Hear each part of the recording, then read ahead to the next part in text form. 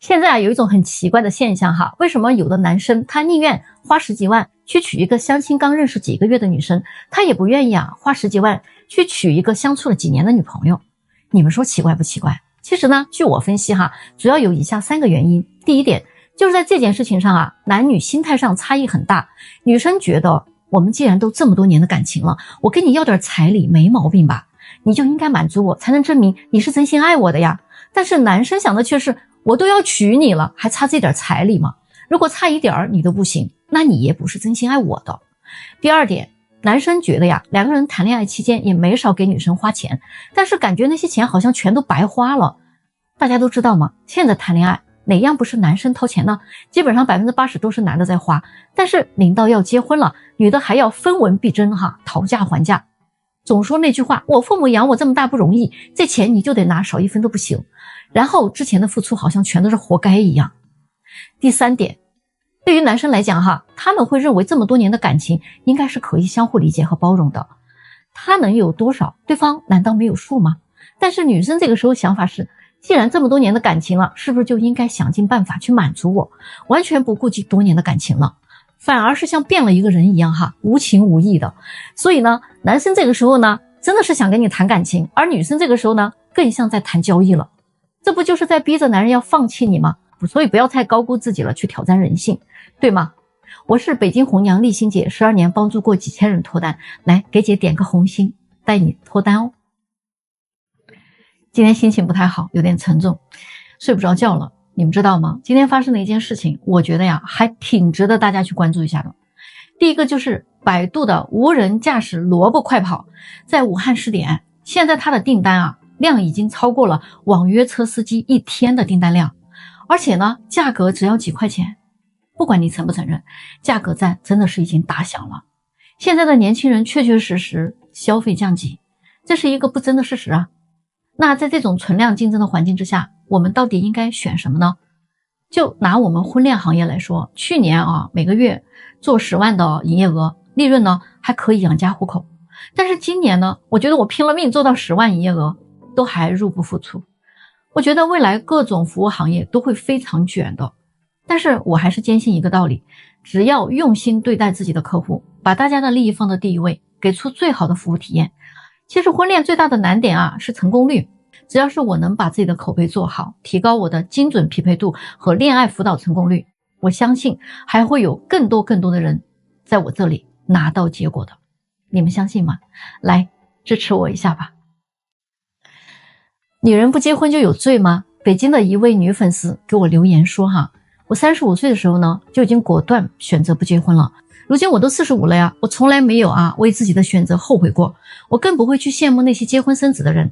我三观很正，我原生家庭也非常的好，我的父母也很恩爱很开明，家里人都非常理解和尊重我的选择。因为我自己经济独立精神也独立，情感也独立，我不想成为任何人的附属品，我只想遵从自己的内心，为自己而活。关于爱情，得而我幸，失而我命，上天赋予我，我就双手接住，上天不给我，我也不强求，随遇而安，享受生活，不好吗？反正我听完了他这番话之后我觉得他有可能苦水都往肚子里咽就是嘴硬但是你们大家支持他的想法吗？我是在北京做了12年的红娘丽欣姐，给姐点个关注带你脱单哦。据说老公的态度会决定婆媳的融洽程度，不知道是不是这样如果呢你和婆婆吵架了，你把她都气哭了，结果你老公却跟你说，哎呀，你以后让着点我妈，你也不想一想你生的天天花着她的钱，她生的呢天天挣钱给你花，你生的呢天天惹她生气，她生的一惹你生气你就拳打脚踢的，你想想你是不是已经一统天下了呀？就给她留条活路嘛。听完老公这些话你会怎么想？我是北京红娘丽欣姐给姐点个赞，带你脱单哦。听听这句话到底有没有道理一个已婚的粉丝他给我留言，他说馒头被老鼠爬过，只要不告诉你，你不是依然吃得津津有味吗？老公或者老婆出去偷情只要不告诉你，你们不是依然恩恩爱爱吗？世界上的事儿只要你的信息来源很单一，你不知道外面的那些事儿，那你就是幸福的人。这个话有没有点道理呢？我是北京红娘丽欣姐，来给姐点个赞带你脱单。谁敢回答我这个问题哈？有多少女人是在老公最穷的时候，不要房子，不要车，也不要彩礼，而且呢没有花多少钱的情况下，你就嫁给他了的？请勇敢的站出来啊！我看看这样的女人到底有多少。我是北京红娘丽欣姐，帮助过几千人拿到结果，给姐点个赞哈，带你脱单。姐妹们，没有5年以上的婚姻啊，你是理解不了我接下来要说的这5句话的。恋爱脑的姐妹啊，你更要认认真真的听一听。第一点哈，不要过度的去窥探你的老公。好的婚姻啊，它真的是各过各的，你不存在绝对的忠诚，戏要演，糊涂呢也得装，该和解就和解，婚姻就是一场合作。第二呢，做个聪明的女人，婆家的那些事儿啊，你要装瞎，不闻不问，也不听也不看，你会减少80%的烦恼。第三，无论你选择的伴侣是什么样的，最后都是你和自己过。只要你寻求外部的依靠，你必然会受到伤害。第四点呢，婚姻本身的价值，它就是为了资源整合。所以呢，你把另一半当成一个合伙人，经营期间双方必须不断的去学习提升自己，只有这样你才能从中体会到一种幸福。总结第5句哈，那就是散养老公，放养孩子，富养自己。说的对吗？我是北京红娘丽欣姐，12年帮助过几千人脱单，关注我带你脱单。北京将来哈，肯定会有1半的女生啊会孤独终老，找不到对象的。千万不要觉得我危言耸听哦，目前的事实真的是这样的。很多的女生呢，她们找对象其实根本就不是按照自己的实际情况来择偶的。她们在20多岁的时候呢，有好多人给她介绍哈，因为那时候年龄有优势嘛，她就非常的挑啊。所以他们的要求就是有房有车哈，而且收入得高，工作得好，家庭背景还得好啊，还要求男生长得帅，有眼缘，对他好，还得对他大方。这个完全是逼着自己在当霸道总裁嘛，就这么拖哈，最后把自己呢拖到了28、9岁了，在相亲市场上已经完全失去了竞争力。像北京这种1线大城市，每年都会有很多优秀的女生在涌入啊。虽然我这里确实也有很多优秀的男生满足这些女生所有的要求，但是你们又有什么优势和那些比你更年轻更优秀的女生去竞争呢？不信的话，你可以去北京的天坛公园、中山公园相亲角看一看，每周都有很多来相亲的，挂资料的都是父母居多，并且90%以上都是女孩的家长。为什么呢？你细品。就现在吧在北京这样的1线城市这个婚前她不做婚检的女生，你们真的敢娶吗？现在的00后结婚的概念是这样的，已经是婚检第1了，彩礼第2。现在很多的男生都表示他并不排斥这个彩礼，可以给，但是呢，同时婚检也是要做的。虽然国家没有强制性的要求，结婚你一定要去做婚检，但是现在越来越多的人都知道婚前是一定要做婚检的。今天呢，我就给这个评论区里面的这些单身的想找对象的男生科普一下，婚检报告当中 GPA 它这个指标里面到底隐藏了什么样的秘密。就男生们你一定要收藏起来这个对你肯定有用的。首先这个婚检的 GPA 当中 G 代表的是怀孕的次数， P 呢代表的是分娩的次数， A 代表的是流产的次数。那现在你知道这个指标了，你就对你这个女朋友呢算是知根知底儿了，你就可以放心的跟你这个女朋友去领证结婚了，对吧？要我说白纸就找白纸，这报纸吧就找报纸。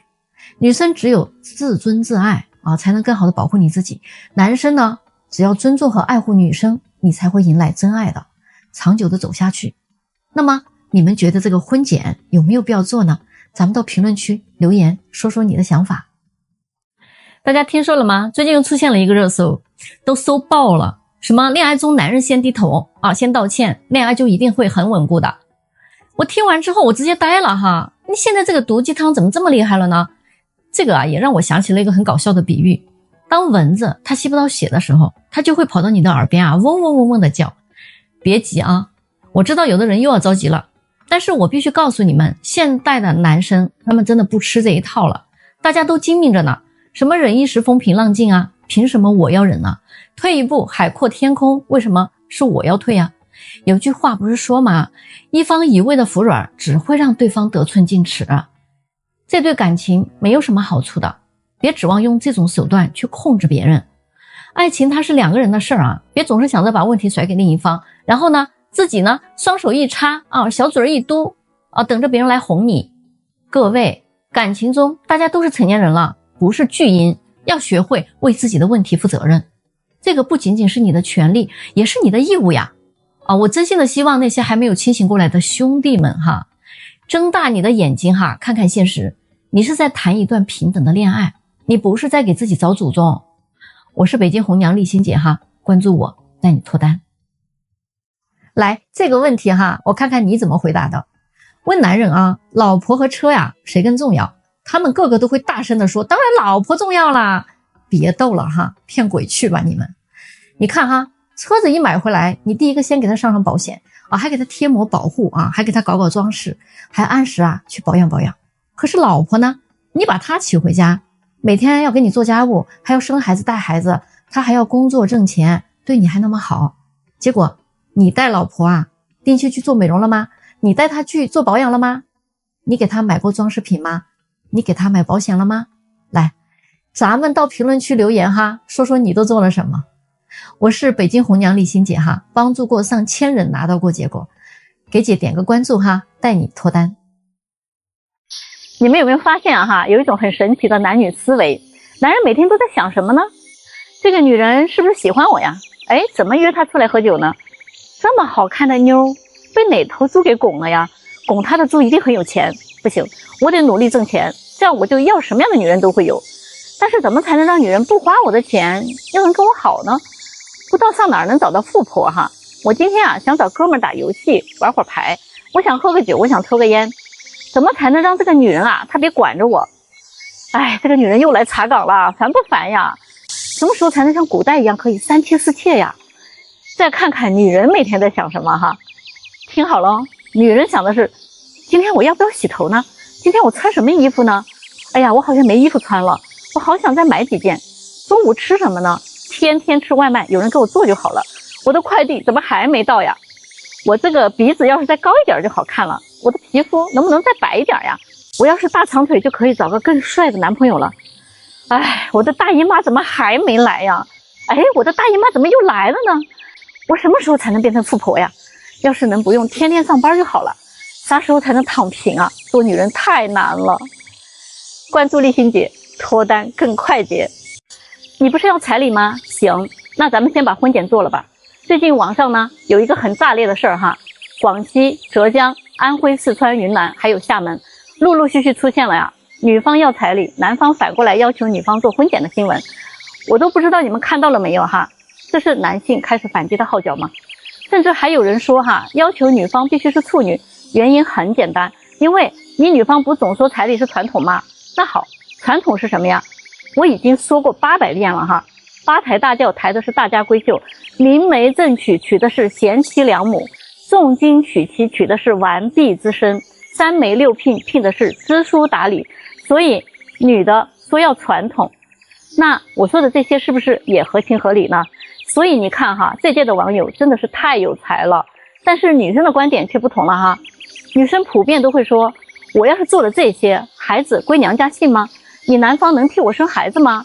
针尖对麦芒，谁也不让谁。